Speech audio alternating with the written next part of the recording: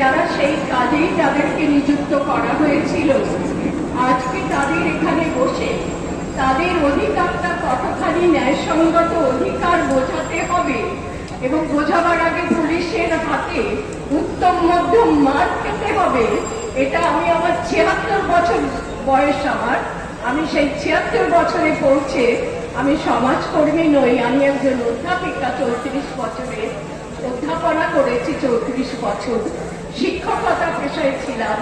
আমার মনে হয়েছে এর থেকে লজ্জার দিন আর বোধহয় হতে পারে না, এর থেকে দুর্ভাগ্যের দিন আর হতে পারে না।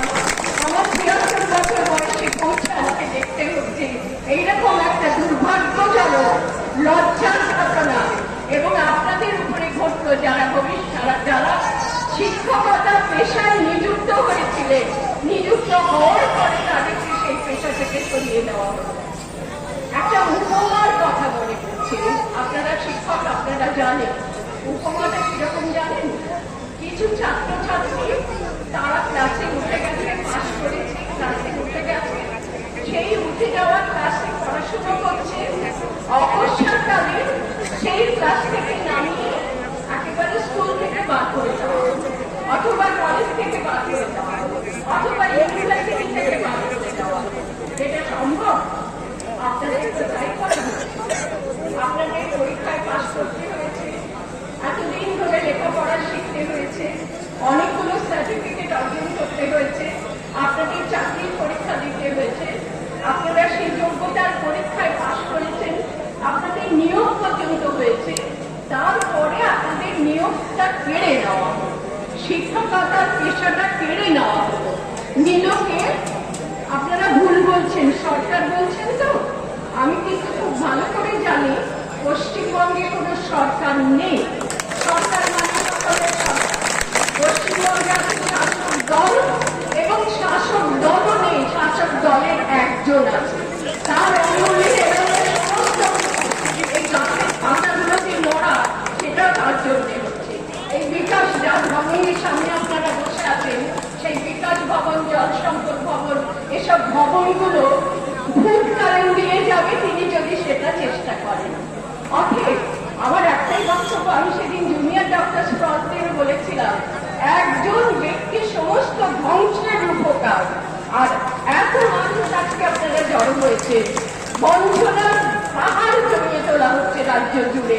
পশ্চিমবঙ্গের রাজ্য জুড়ে কোথায় বঞ্চনা নেই বলুন তো?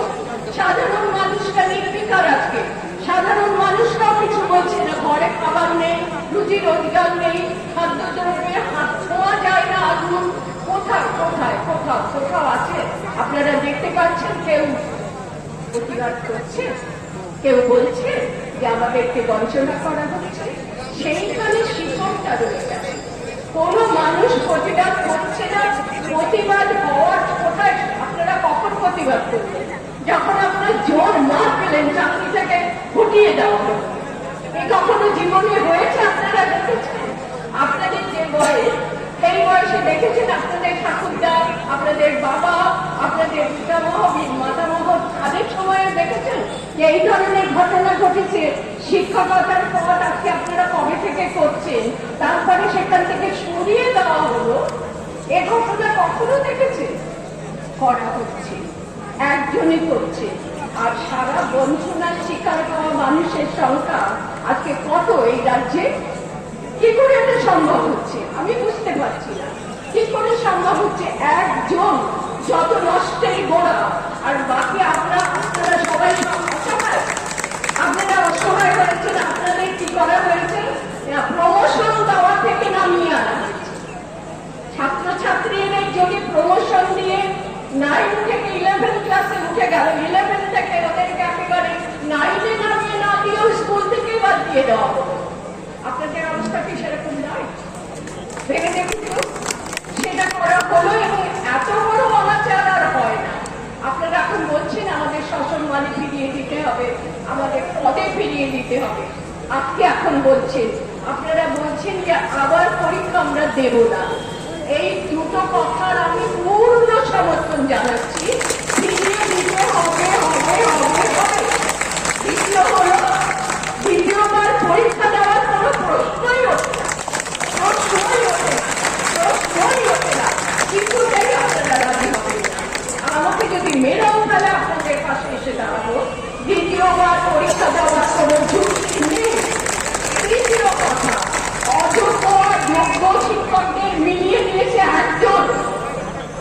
মিলিয়ে দিয়েছে। যোগ্য অযোগ্য কথাটা উঠছে কেমন করে? হয় সকলেই অযোগ্য অথবা সকলেই যোগ্য। কি করে এই মিলিয়ে মিশিয়ে দেওয়া, আসল আর নকলকে মিলিয়ে মিশিয়ে দেওয়া? যোগ্য অযোগ্য নয়, আসল শিক্ষক নকল শিক্ষক মিলিয়ে দিয়েছে কে?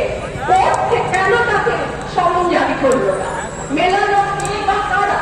আমি বলবো একজনের নির্দেশেই হয়েছে মিলিয়ে দেওয়া।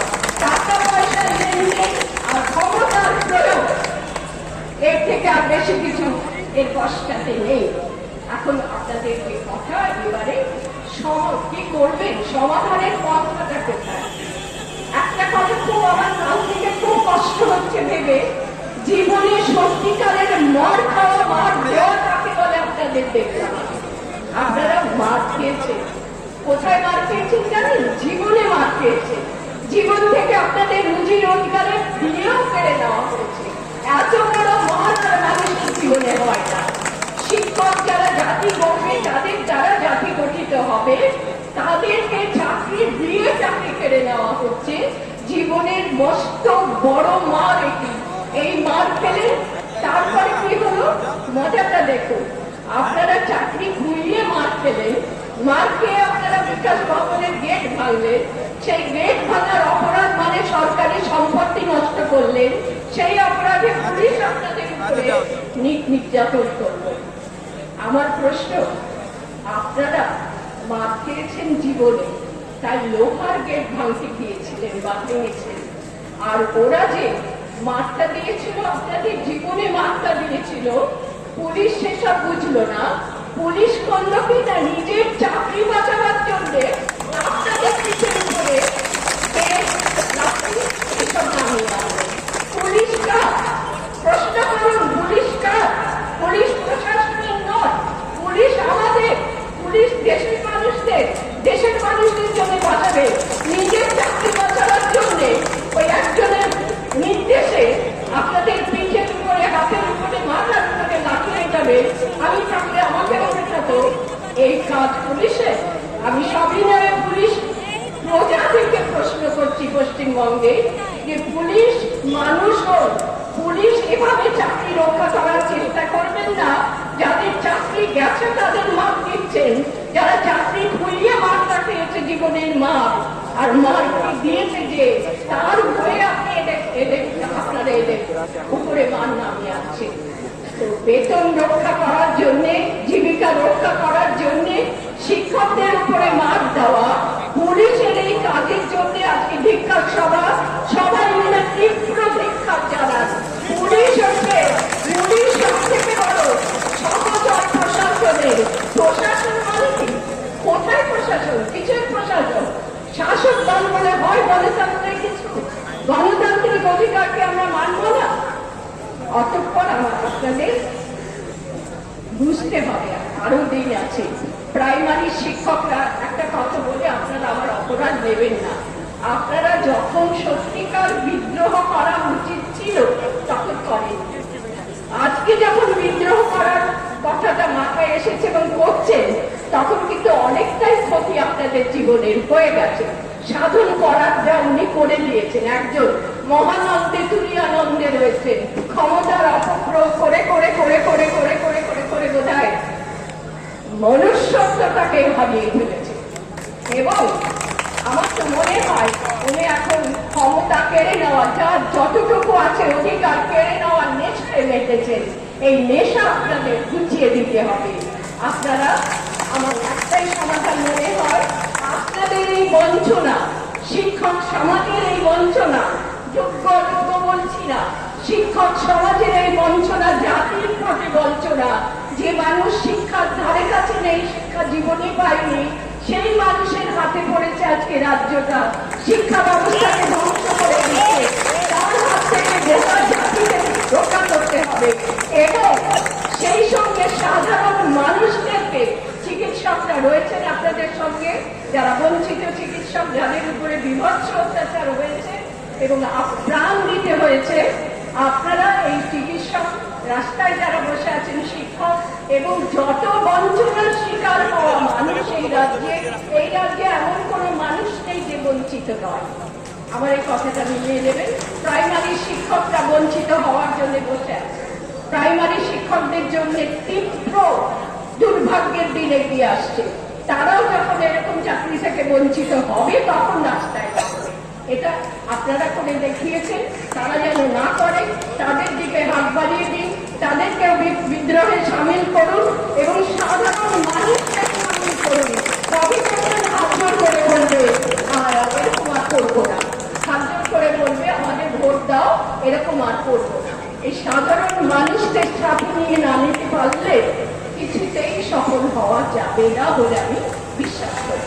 আমি 100% আপনাদের সঙ্গে সহমত। আপনাদের মূল দাবিগুলো আমি 100% সমর্থন করে গেলাম। কেবল মুখের কথায় নয়, সর্বাত্মকভাবে সমর্থন করতে প্রস্তুত আছি। কিন্তু আপনারা বাকি বঞ্চনার শিকার যারা, তাদেরকে এই বিদ্রোহে সামিল করুন। এটা খুব জরুরি, খুব জরুরি। আমার শুভেচ্ছা রইল আমার সন্তানের থেকেও ছোট ছোট আপনারা সবাই, আপনাদের জন্য আমার শুভেচ্ছা রইল। কোনো প্রয়োজনে আমি রাখতে পারলে আমি আছি, এটুকু আশ্বাস আপনাদের আমি দিই।